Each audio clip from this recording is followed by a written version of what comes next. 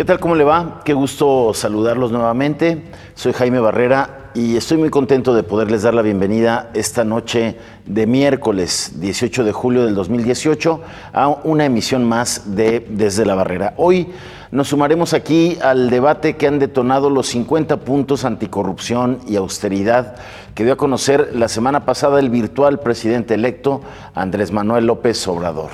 Tendremos también una conversación con Sergio Graf, destacado ambientalista jalisciense que se hizo acreedor esta semana al Premio al Mérito Ecológico 2018.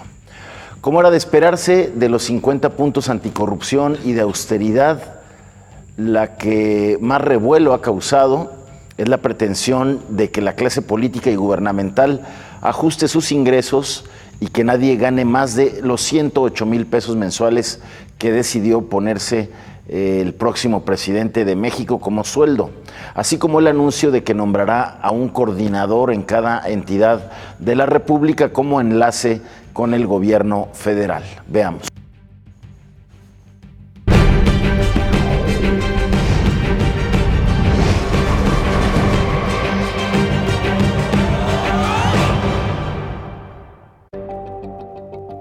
El virtual presidente electo de México, Andrés Manuel López Obrador, subrayó durante su campaña la necesidad de descentralizar el gobierno federal, bajo el argumento de que ayudará a reactivar la economía de los estados y los trabajadores de las dependencias federales mejorarán sus condiciones de vida. Habrá facilidades amplias para adquirir viviendas en los estados y para que sus hijos encuentren escuelas, además de que tendrán jubilaciones anticipadas, aumento salarial, permuta de plazas y otras garantías. Además aseguró que no habrá despidos. Según López Obrador, si se llega a descentralizar el gobierno federal, todas las entidades del país recibirán una dependencia federal, en tanto la Ciudad de México mantendrá 6 secretarías de Estado. Sin embargo, esta propuesta no es nueva, pues los terremotos del 19 de septiembre de 1985 dejaron ver la vulnerabilidad de la Ciudad de México y se habló de la posibilidad de descentralizar el gobierno federal. De entrada, al asignarse este salario, que es de la mitad de lo que gana actualmente Enrique Peña Nieto, se calcula que al menos 35,000 funcionarios y funcionarias de la alta burocracia quedarían en este supuesto y tendrían que bajar sus ingresos. Sin duda, esta promesa de campaña de regresar a los servidores públicos a la honrosa medianía juarista y acabar con los innegables e inaceptables excesos, privilegios y lujos en el que incurren las autoridades de todos los poderes y niveles de gobierno, fue la que más votos le dio a Andrés Manuel ante un país irritado por estos gobiernos despilfarradores en un país de 60 millones de pobres. En ese sentido, no le queda otra a López Obrador que cumplir si no quiere empezar a desilusionar a sus más de 30 millones de votantes que lo convirtieron en el candidato presidencial con el mayor número de sufragios de la historia. Aún más que el mandato de que nadie debe ganar más que el presidente está ya en la Constitución, en el artículo 127, pero que como muchos otros es letra muerta porque nadie lo cumple. Se trata pues de todo un gran complejo reto que implica riesgos y que ha encontrado ya claras resistencias, como en la Suprema Corte de Justicia, donde los ministros aseguran que su independencia pasa por mantener su sueldo mensual de más de 388,000 pesos mensuales más prestaciones. Muchos otros funcionarios y funcionarias con derechos laborales ganados seguramente también darán la batalla legal para defender sus altos ingresos, lo que deja claro que no será una medida que se pueda aplicar solo por decreto. Eso se podría convertir en una luz de litigios, incluidos los de los burócratas que no quieran cambiar de lugar de residencia por la descentralización de secretarías federales que también anunció AMLO. Si López Obrador quiere evitar que estas medidas se le reviertan, deberá saber emplear todo su capital político con sumo cuidado y sin imposiciones. Se debe cuidar que a los que se les tenga que bajar el sueldo no busquen compensar esas pérdidas con corrupción y, por otro lado, que los funcionarios con una alta formación técnica y que nada tienen que ver con la política tengan una remuneración justa a la responsabilidad y labor que realizan, aún mayor que la del presidente y que incluso sea valorada por algún comité de valoración salarial independiente que evite la fuga de talentos que degenere en un gobierno con una administración y servicios aún más deficientes. El otro asunto polémico es el de los coordinadores estatales, figura que anunció Andrés Manuel López Obrador como enlace con los gobiernos de los estados.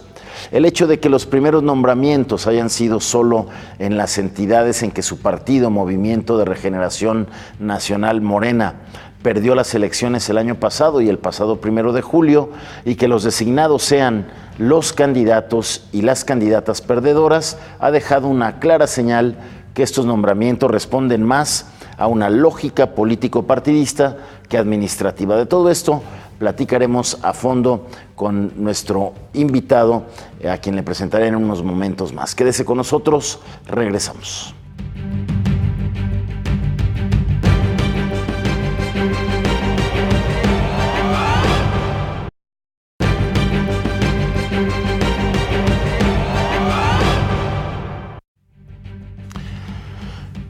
Gracias por continuar con nosotros aquí en Desde la Barrera, y bueno, ahora me da mucho gusto saludar y agradecer que esté aquí en el estudio de Desde la Barrera a Raúl Vargas, quien usted lo conoce, ha sido dirigente estatal del PRD, fue candidato a la gubernatura, hoy forma parte también del comité estatal, del Consejo Estatal Perredista, donde, bueno, pues tienen mucha chamba porque pues no les fue muy bien en estas elecciones. Raúl, bienvenido. Jaime, gracias por esta importante invitación. Buenas noches. Efectivamente lo dices y lo dices bien, de los resultados que mi partido tuvo a nivel nacional y tuvo en el estado, nadie estamos satisfechos.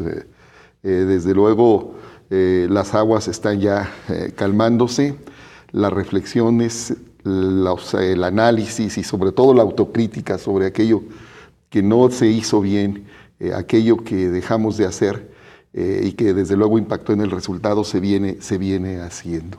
Sin embargo, lo que tiene de fortaleza nuestro partido, mi partido, es una historia que le da vigencia, y que le sigue dando vigencia porque los grandes temas que hemos animado en Jalisco, la tipificación de feminicidio, que la cortina El Zapotillo esté detenida por un dictamen de la Suprema Corte, fue una iniciativa del PRD en la legislatura de la que yo formé parte, que la preparatoria tenga carácter de obligatoriedad, fue otra iniciativa que mi partido promovió hace algunos años. La ampliación de derechos que impulsó también. Exactamente, la consulta que también se hizo sobre el eventual uso recreativo de la marihuana y su uso terapéutico. Son digamos, solo algunas de las iniciativas que mi partido ha sido capaz de promover. La seguridad social para creadores es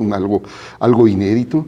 Está en espera que los propios creadores le exijan a la Secretaría de Cultura la integración de ese fideicomiso que dé paso a la seguridad social para artistas, para aquellos que no tienen esa posibilidad. Y si te fijas, el corte de las iniciativas, Jaime, son aquellas que nadie le entra.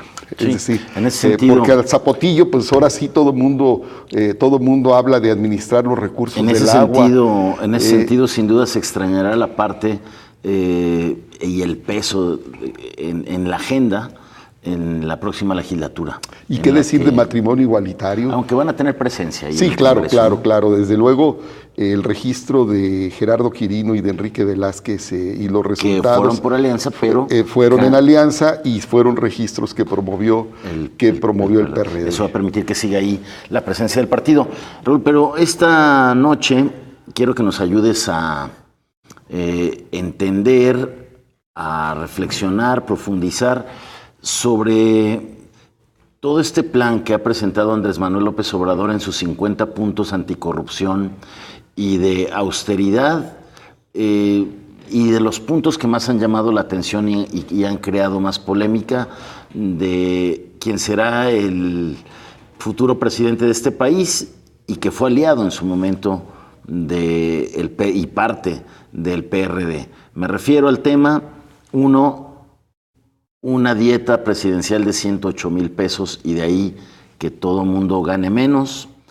el tema de las representaciones en la persona de un coordinador estatal en los estados y la descentralización de secretarías de la Ciudad de México a las entidades de la República. ¿Con cuál quieres que empecemos? Fíjate que la reducción de salario, la primera de ellas, alguien debiera decirle a Andrés Manuel López Obrador que esa reforma constitucional ya está expresada, está manifestada. Está en el 127 constitucional, nomás que es letra muerta, ¿no? Pero sin embargo pareciera una novedad.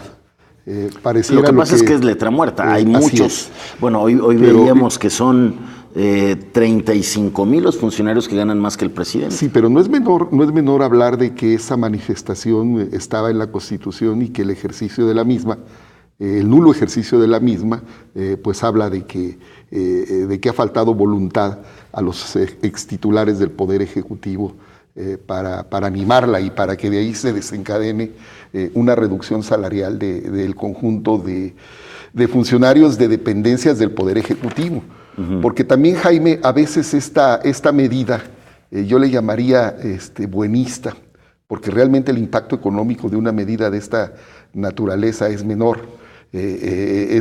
Pero me parece que todos debemos saludarla. A ver, el ITAM ya hizo un cálculo, lo tiene más o menos en 7,000 millones de pesos, que es el 2% de estos 500,000 millones de pesos que nos prometió en la campaña y en los debates, de que va a ser como un capital inicial para la infraestructura, para los programas sociales de las becas a los jóvenes, para duplicar el ingreso a los adultos mayores. Bueno, ya tiene el 2%. El 2%. Ya tiene el 2%, con lo que vamos a ver cómo y de dónde obtiene del resto de los recursos. Ahora, es importante que cumpla con esta promesa de un gobierno austero, de acabar con excesos y privilegios que desde luego son innegables en nuestra clase política en muchos de los casos. ¿Estás de acuerdo? Desde luego que sí, hay ahí una actitud resuelta de no pocos funcionarios de caer en esos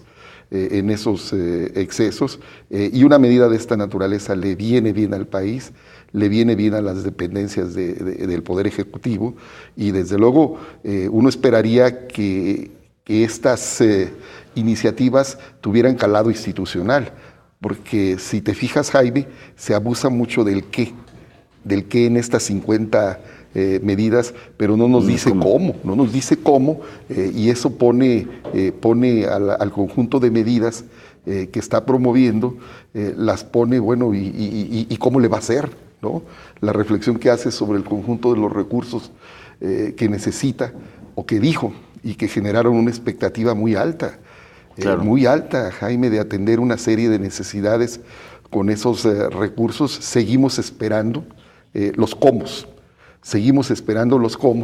y que este conjunto de propuestas adolezcan de los cómos, sin las reformas institucionales y algunas de ellas constitucionales que den paso a las iniciativas, pues estamos en espera de ellas. ¿Qué opinas de las resistencias que, como la de los ministros en voz de su presidente, ya salieron a decir, a ver, nosotros necesitamos los casi 400,000 pesos mensuales que ganamos para poder ser independientes? Bueno, no solo eso, sino que son poderes diferentes. Y eso entendámoslo de una buena vez. Las competencias del Poder Ejecutivo a nivel federal, lo que representará Andrés Manuel López Obrador, es sobre el Ejecutivo, mientras que el Poder Judicial, representado básicamente por el conjunto de ministros, tiene competencias y lógicas de funcionamiento diferente. Aunque esto impulsado del Ejecutivo, con este gran respaldo que obtuvo el 1 de julio y donde tiene los votos en el Senado y en el Legislativo, pueden en determinado momento orillar al judicial. Hacer lo que aquí estoy yo invocando, reformas constitucionales que den paso a esas modificaciones que afecten otros poderes. Pero no deja de tener rasgos autoritarios el que tenga que ver insinuaciones de este tipo que afectan a otros poderes. Lo estoy diciendo yo aquí, o lo estoy repitiendo, pero lo dijo un par de artículos ahora en la semana, de mucho peso en el país, donde hacen evidente los rasgos autoritarios de esa vocación unipersonal que está animando el conjunto de iniciativas que propone Andrés Manuel. Yo creo que deberá encontrar un punto medio. Sí. O sea, yo veo muy difícil que a rajatabla deba de ser 108,000 el salario mayor de la clase política y gubernamental, y de ahí para abajo. Creo que habría un gran riesgo de fuga de talentos, de hacer aún más ineficiente el servicio público en todos los niveles, ¿no? Desde luego. Porque hay funcionarios pues altamente calificados, con responsabilidades grandes y de alto nivel de especialidad, que pues obviamente no van a estar dispuestos a ganar 108,000 pesos. Ya aparece aquí a la iniciativa privada disputando esos perfiles, esas competencias que no pocos funcionarios tienen en el...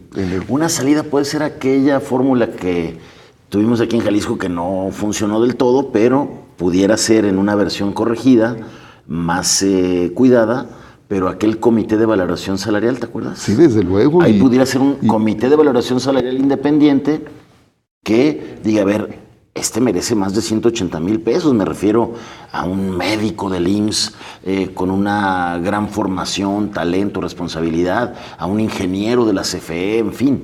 El tema de este asunto y otros que se vienen manejando son las generalizaciones. Es decir, porque este es un tema que tiene que ver con las competencias y las capacidades de los propios funcionarios. Y cuando hablo de las competencias, de las responsabilidades que tiene, tú te imaginas un ministro, las competencias que tiene, el peso de la responsabilidad que tiene bajo sus hombros. Desgraciadamente han tomado decisiones lamentables, como el hecho de decir que es información reservada el tema de sus gastos personales. Desde luego, ha sido desafortunadas algunas de sus expresiones, pero no dejemos el tema en lo desafortunado de algunas manifestaciones en esto. Hablemos de la responsabilidad que tienen, la naturaleza de la misma. Es decir, y eso Jaime reclama el mejor de los apoyos para el desempeño de esa responsabilidad. Y ya no hablemos de derechos adquiridos. Los derechos adquiridos. Ya no hablemos de derechos adquiridos. Hay un escenario ahí de una luz de demandas, de juicios laborales, ¿no? De derechos adquiridos que eventualmente serían parte de un litigio que se vendría encima. Bueno, pues tiene que manejar con muchísima inteligencia y sensibilidad Andrés Manuel López Obrador todo este gran bono democrático que tiene a partir del 1 de julio. Ojalá lo pueda ahí aplicar en que es un asunto que le dio muchos votos, que tiene que cumplir, pero con pues muchos cuidados para que no se revierta la cosa, porque luego a los que les bajen el sueldo, que lo quieran ahí recuperar con corruptelas, pues va a salir peor el caldo que las albóndigas. Vamos a una pausa, doctor, si te parece. Me parece. Y regresamos a abordar los otros dos temas, que son la descentralización del gobierno federal hacia los estados y el nombramiento de este coordinador que muchos lo equiparan a un virrey o a un procónsul. Ya nos dirás. Quédese con nosotros, vamos a la pausa.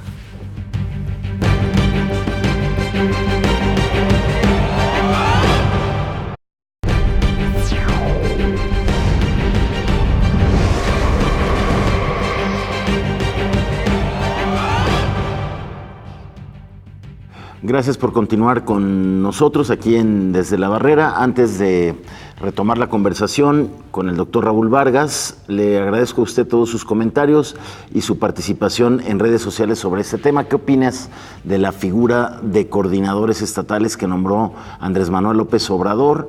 Gracias a todos los que han participado. Sergio Torres dice, necesario sin duda, doctor, él ve bien la decisión. Gracias. También Ricardo Orozco Sánchez dice, caciquismo, racismo, represión, corrupción y el camino perfecto a la dictadura. Ahí hay comentarios contrastantes. Naúl Esteban Domínguez Guerra dice, no es legal, va en contra del plan de austeridad y atenta contra las figuras electas de gobernadores. Por tanto, van en contra del sistema democrático. Gracias a todos por sus comentarios y su participación. Hay polémica, ¿no?, por este tema de los coordinadores estatales. ¿Tú cómo los ves? Fíjate, Jaime, que incluso la expresión desconcentrar con descentralizar es una expresión que nada se parece, porque descentralizar significa que el gobierno federal se reserva las facultades que tienen el conjunto y el ejercicio de las diversas dependencias que tendrían los estados. O sea, ¿es como hacerlas autónomas? Así, es como hacerlas, y eso no lo va a hacer. No, él va a seguir teniendo la directriz. Luego entonces lo que hace es desconcentrar. Mandarlas, es una buena diferencia desconcentrarlas. Entonces este eventual ejercicio de desconcentración hacia los estados y el ejercicio de estas funciones que el gobierno federal tiene en la representación de esto que coloquialmente se llama virreyes, pues es un absurdo. Digo, yo esperaría que los gobernadores manden representantes a los municipios, particularmente ahí donde perdieron la elección, manden representantes, el gobernador de Jalisco, un representante de su gobierno a Autlán, si fuese el caso, mande a Puerto Vallarta. Bueno, el más afortunado, aunque puede sonar una rudeza en definir esta medida como una medida idiota, fue el gobernador de Nuevo León. El Bronco ya se puso bronco. Sí, pues es una medida idiota, y yo le agregaría una medida con tacto de elefante del gobierno federal. Es decir, y digo tacto de elefante porque ¿a quién se le ocurre, Jaime, decir, por ejemplo, luego Germán Martínez en un artículo de hoy, dice, bueno, es que el uso de los recursos federales, por ahí fue un desastre de los gobernadores. Fue un desastre y han hecho lo que han querido. A ver, pero para eso tiene instrumentos el gobierno federal, la Auditoría Superior de la Federación, entre otros de los recursos de los que dispone. A ver, el asunto es que pone coordinadores en los estados donde Morena ha perdido elecciones y el designado es el candidato perdedor. Eso le da... pues es una clara señal de que tiene una lógica totalmente político-partidista, más que un tema administrativo.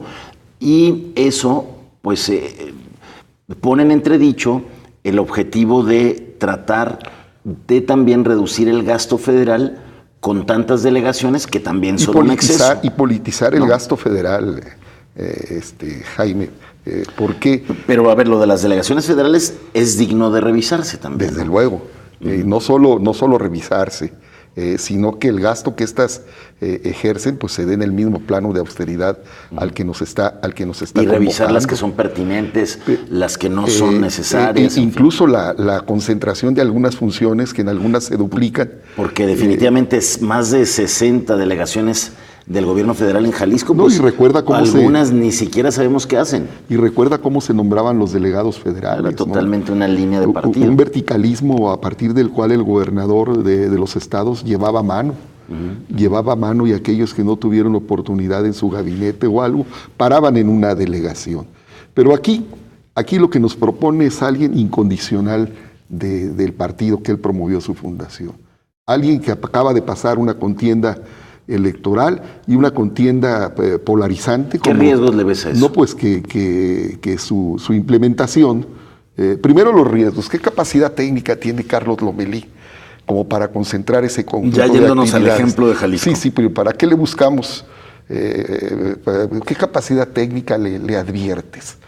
Y lo digo en tono de reflexión y con la ironía, ¿qué capacidad técnica le adviertes como para que concentre? Oye, pues él lo ha dicho, su especialidad es diseñar sistemas de software para surtir medicinas y venderlas más que se puedan. Para lo cual parece que es bueno, ¿no? Es decir, y lo acredita pues su...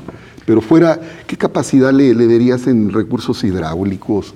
Y luego la respuesta que dice un funcionario, no, bueno, es que no tengo que saber de todo, para eso hay expertos, digo, porque rápido se sacude alguien así cuando es cuestionado desde esa perspectiva, y yo me pregunto, bueno, luego entonces, ¿para qué se concentra en ese conjunto de actividades? No nos hagamos bolas, es una medida política, contacto de elefante. Con un propósito claramente de fortalecer a Morena. De pavimentar el terreno para la próxima elección. Hazme el favor, todavía no terminamos esta, Es decir, no arranca el ejercicio de su responsabilidad y pareciera que estamos empezando la próxima. Me preocupa el tono de los gobernadores en la primera reunión de la CONAGO. El viernes pasado. Casi se pusieron de tapete. El viernes pasado con la Conferencia Nacional de Gobernadores. Sí, nadie le reclamó bien, más allá de algo que declaró el de Michoacán. Sí, claro. Él fue el único que alzó la voz. Silvano Aureoles. Pero no lo hizo en la sesión de la... No, en la sesión no. Lo comentó acá antes de entrar. Lo comentó por ahí en una rueda de prensa banquetera. Y eso me parece que no tuvo el peso de la formalidad política que un asunto de esta envergadura reclama, Jaime. Sí, sin duda eso se tendrá que revisar. Doctor, terminemos con el tema de lo que significa decirle a un funcionario, a un servidor público que ha tenido años trabajando en una secretaría en la Ciudad de México, que ahora se te va a tener que ir a Cancún, a Jalisco, a Michoacán, a Baja California, a Yucatán. Otros a Puebla, en el caso de la educación. No, y los derechos que tienen los trabajadores, reflexionando sobre el cómo, que yo fue una reflexión inicial, porque esa medida está en el qué y el cómo se va a dar esa... No, hombre, Jaime, si tú recuerdas, las dos únicas, digamos, descentralizaciones que se dieron con voluntad política desde el gobierno federal fueron salud, que derivó en la creación de organismos públicos descentralizados. Educación. Educación, pero con una timidez que no prosperó. Con facultades a los estados que se siguió reservando para sí el gobierno federal. Sí, pero este es otro planteamiento, es llevar toda la estructura administrativa de la secretaría, la sede, sus trabajadores a otro estado. No, ¿y dónde dejas la soberanía?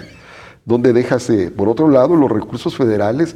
No son recursos que el gobierno federal obtiene, vienen, entre otros, de la miscelánea fiscal que opera, anima e instrumenta los estados, de tal suerte que si andamos como en 70, 80 centavos de cada peso que ejercen los estados, imagínate el poder que concentrará sobre su persona una representación de esta naturaleza en el conjunto de estados de las entidades federativas del país. No, sin duda es un asunto pues, esencialmente político y en términos operativos pues, inviables hasta ¿Le ves también una lógica política a llevar las secretarías a los estados? ¿En qué sentido? No, a mí me parece que algunas sí, que hace la de pesca, por ejemplo, en el gobierno, en la Ciudad de México, digo, estaría mejor en alguno de los puertos de nuestro país. ¿Qué hace la de recursos hidráulicos? Pero veo complejo que muevan la Secretaría de Salud, por ejemplo, por lo que representa en términos de infraestructura. Pues por lo pronto a nosotros nos toca, a Jalisco le toca la de ganadería. Sí. Y que igual y no puede estar en Guadalajara, sino en Tepa. Lo cual para la región pues le vendría bien. Es que tiene pros y contras. Lo que hace falta es mucha más información y, como tú dices, detallar los cómo, pero sin duda ha sido unas semanas postelectorales, después de la jornada electoral, donde ha habido una transición en la práctica más acelerada que nunca, ¿no? Yo veo... Lo bueno es que se fue de vacaciones. Se fue de vacaciones Andrés Manuel, y ya nos dejó, se acabó el Mundial, se acabó y nos dejó todo este debate. Y nos dejó todo este debate y no regresa creo que hasta el viernes, pero esa expectativa que está generando, este paréntesis que nos dio aquellos que queremos seguirlo y que estamos interesados en los cómo, nos ha dado una pausa que no termina por identificar los cómo, sobre los que yo seguiré insistiendo. Y yo te agradezco muchísimo que nos hayas acompañado esta noche para pues hacer un primer análisis así a bote pronto de estas iniciativas que habrá que esperar cómo se van definiendo, detallando y si se logran concretar o no. Gracias, seguro doctor. Que sí. No, gracias a ti por la invitación, Jaime. Buenas noches. Gracias y buenas noches. Nosotros damos una pausa. Regresamos con más, una conversación con el destacado ecologista Sergio Graf, premio al mérito ambiental. Quédese con nosotros.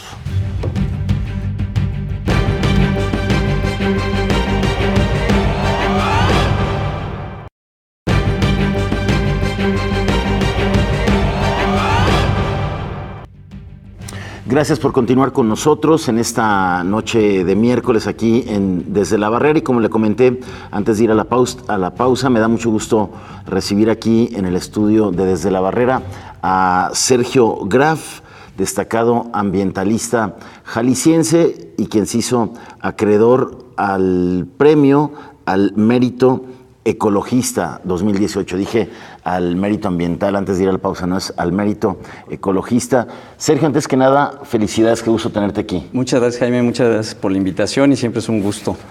Gracias por estar aquí. Antes de iniciar la conversación, escuchemos esta semblanza para que usted conozca un poco más de nuestro invitado.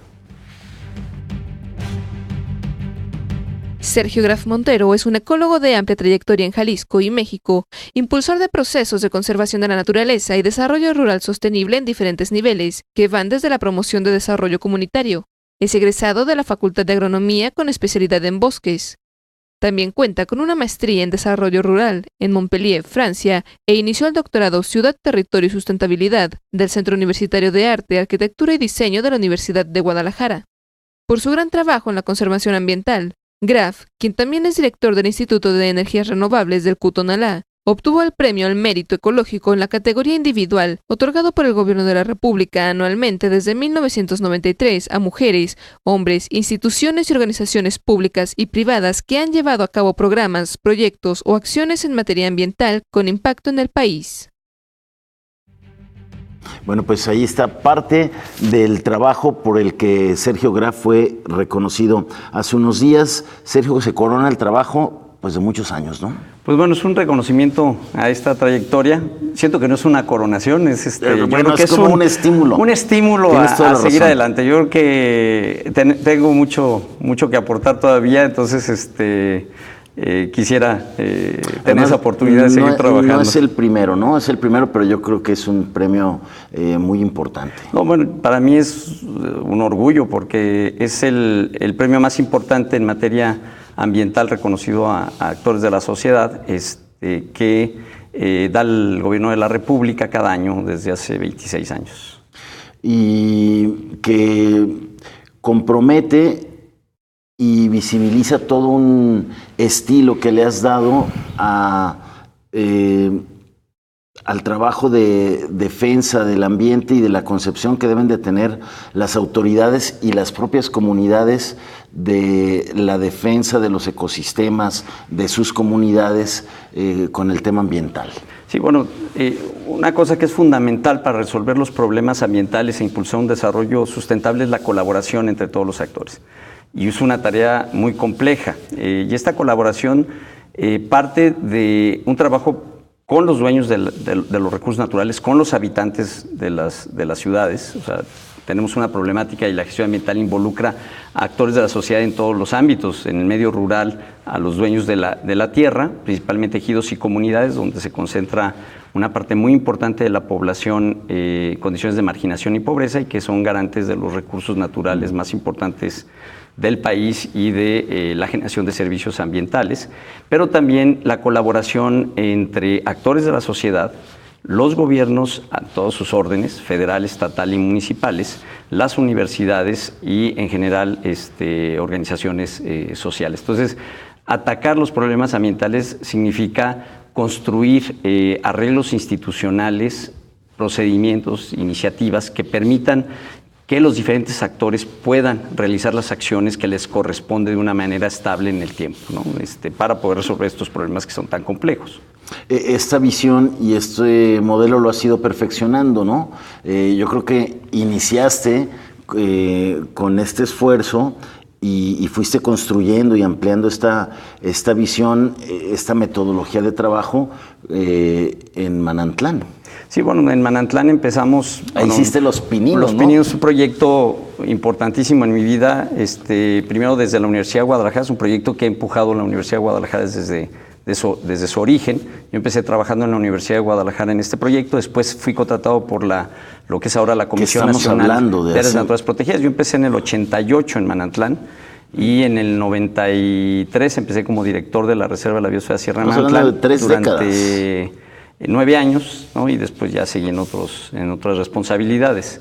Pero sí, el proyecto de Manantlán fue un proyecto muy importante donde pues ahí partimos en una construcción de un proceso de gestión de una naturaleza protegida muy compleja, donde viven adentro del área protegida pertenecientes a 32 comunidades agrarias, ejidos y comunidades indígenas, aproximadamente 30,000 personas que tienen derechos de propiedad y uso de sus recursos naturales, con unas limitaciones de dominio al uso de sus recursos, principalmente en las zonas núcleo, que cubren 40,000 hectáreas de la superficie total de la reserva, que implicaba construir un modelo de atención que involucrara a los dueños en los procesos de planeación y ejecución de las acciones del área protegida, ¿no? Entonces, creo que ahí fue un proceso muy importante de aprendizaje y de construcción con un grupo de personas como Eduardo Santana, Enrique Jardel, Luis Manuel Martínez, Salvador García, Jesús Rosales, entre otros, no puedo decir a muchos de ellos que compañeros de trabajo y maestros, muchos de ellos tuyos, exacto, ¿no? Y colegas de mis equipos de trabajo que formamos, que pues fueron fundamentales para poder realizar las acciones con un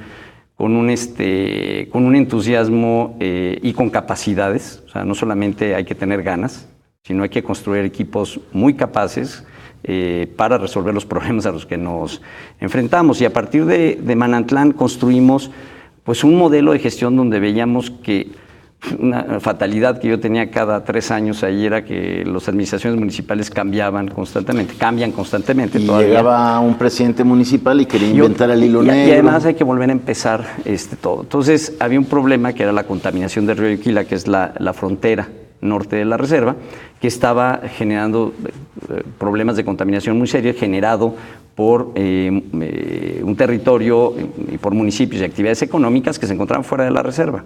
Entonces ahí iniciamos un proceso para construir una capacidad institucional local. Donde es necesario entender que la naturaleza y los ecosistemas no conocen de divisiones políticas. ¿no? O sea, conocen de divisiones físicas, ¿no? Una cuenca, por ejemplo. Claro. ¿no? Los recursos naturales. Y unas,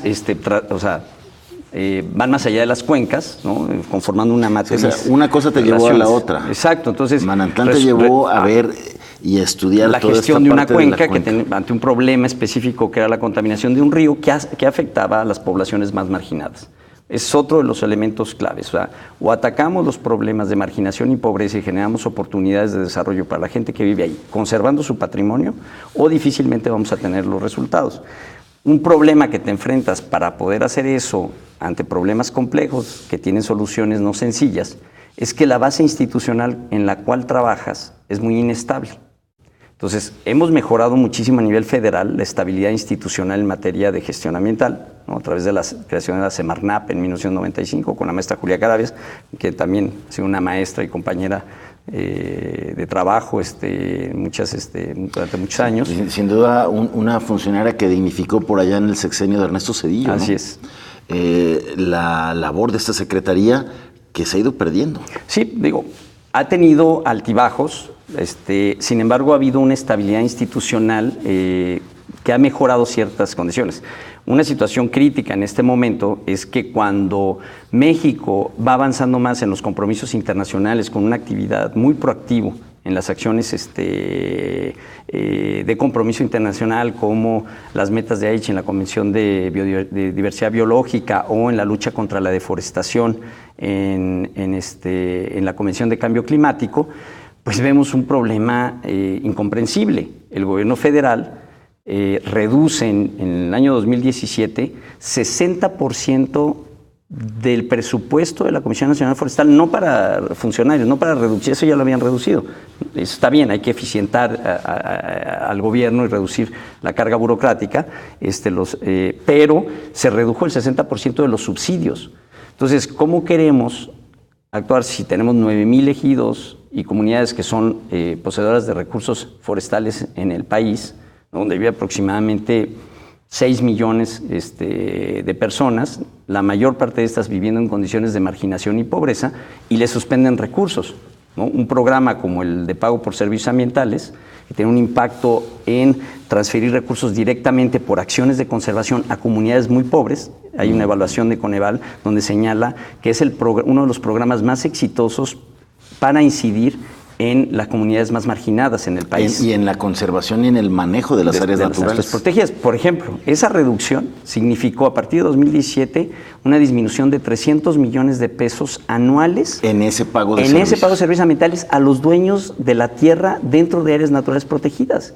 Eso es brutal. Es el único instrumento compensatorio que se tenía hace para retroceder todo lo que se había avanzado. Y entonces ahora vas a tener en 5 años, vas a tener el 20% de lo que tenías anteriormente, como son contratos quinquenales, vas a tener 20% de lo que tenías bajo protección y vas a tener un serio problema de gobernabilidad en las áreas naturales protegidas y de oportunidades de desarrollo de la gente, porque el pago por servicios ambientales es un ingreso directo por acciones de manejo, pero que permitía ir alineando otros programas públicos, ¿no? Para ir haciendo transformaciones productivas que toman mucho tiempo para irse consolidando en las comunidades rurales pobres. Sí, bueno, es lo que pasa con el gobierno federal y diría yo, Sergio, incluso con el gobierno estatal.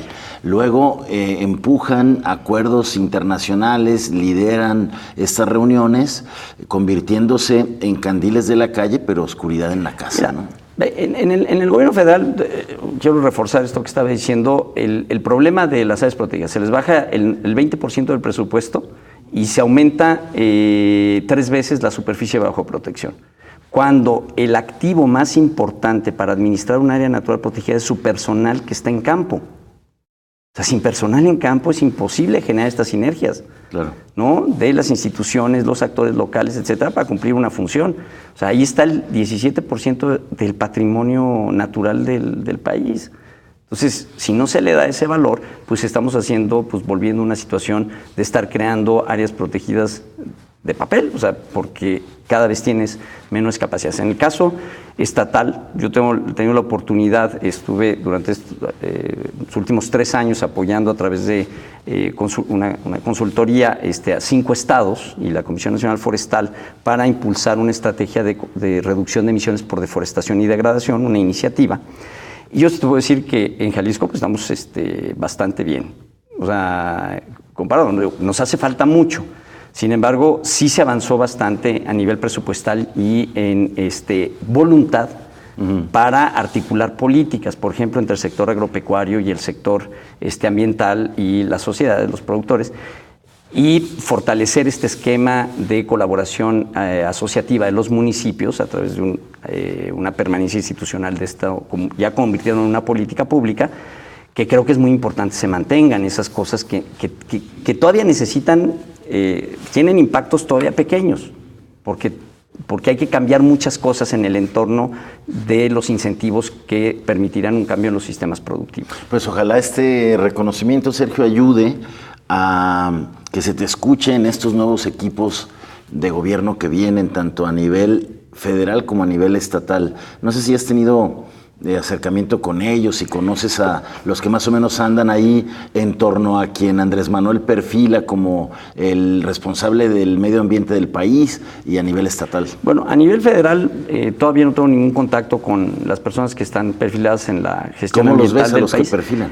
Pues mira, yo veo en el discurso cosas positivas que toman, se ve que han escuchado organizaciones de la sociedad civil, que han hecho planteamientos.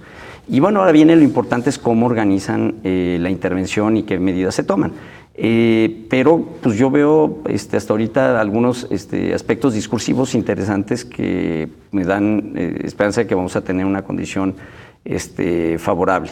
Y a nivel estatal, pues porque mira, yo por tengo... lo que nos decías antes, nada más para cerrar la parte federal, pues el tema de la Semarnat a nivel federal cierra con muchísimas asignaturas pendientes, ¿no? Sí, y realmente a mí me preocupa mucho esta situación de disminución de la... Ya de por sí el tema se ha marginado siempre en relación a otros temas. Y hay una cosa que te marca el problema, es decir, pareciera que no entendemos que el desarrollo económico depende directamente de la naturaleza. Te voy a decir por qué. El capital natural y la biodiversidad son lo que te permiten la provisión de servicios ambientales. Y los ecosistemas permiten, por ejemplo, la captura de carbono o la provisión de agua, ¿no? Dime qué sociedad... Donde hay desastre ecológico, no hay nada, no hay economía, no hay negocio, vas a perder competitividad, etcétera. Entonces, si no inviertes en eso, no estás invirtiendo en cosas esotéricas.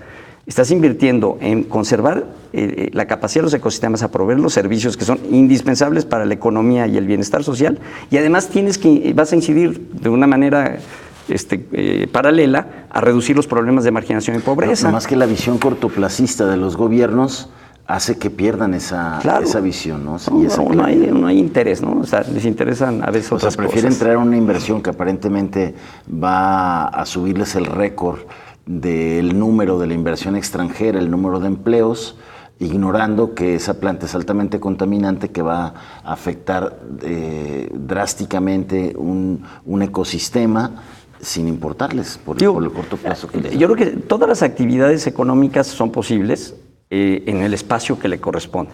Otro tema que es crítico es la imposibilidad, por eso está detenida la discusión de la Ley de Biodiversidad, la Ley General de Biodiversidad, porque hay un posicionamiento de las organizaciones de la sociedad civil a la prohibición de la minería dentro de áreas naturales protegidas. Es una actividad, actualmente la minería es prácticamente a cielo abierto. Es una actividad incompatible totalmente con la conservación de la biodiversidad en áreas protegidas. Y debería haber una ley que prohíba eso. El resto del territorio, con las medidas de mitigación, impacto ambiental, etcétera, se puede equilibrar. Poderosísima y que es sumamente impactante espacialmente. Aunque hagan prácticas de manejo adecuado del agua, de los jales, de los residuos, es totalmente incompatible en áreas naturales protegidas. No solamente en temas medioambientales, sino hasta sociales. También, ¿no? Entonces, yo ahí pondría una atención muy importante al gobierno federal sobre ese tema, ¿no? En el caso del gobierno estatal, pues yo siempre colaboro con todos. Qué bueno. A mí no me importa de qué partido son, nada. O sea, yo creo que este tema no debe tener una situación. Yo no tengo ninguna filiación, ni fobias con nadie. Yo creo que cuando alguien ya gana el gobierno, hay que contribuir, hay que ayudar. Sin duda. De la mejor manera que uno pueda, donde uno esté, con todas las capacidades que uno tenga. La otra parte, pues, tiene que estar dispuesta a que uno ayude. Y eso, pues, facilita muchísimo la intervención de muchas personas a favor de los objetivos que se persiguen. Entonces, conozco a mucha gente en Jalisco que está involucrada con el nuevo gobierno, que son personas, el nuevo gobierno electo, que son personas de primer nivel, con los cuales yo creo que se puede trabajar muy bien, calificadas, que le entienden.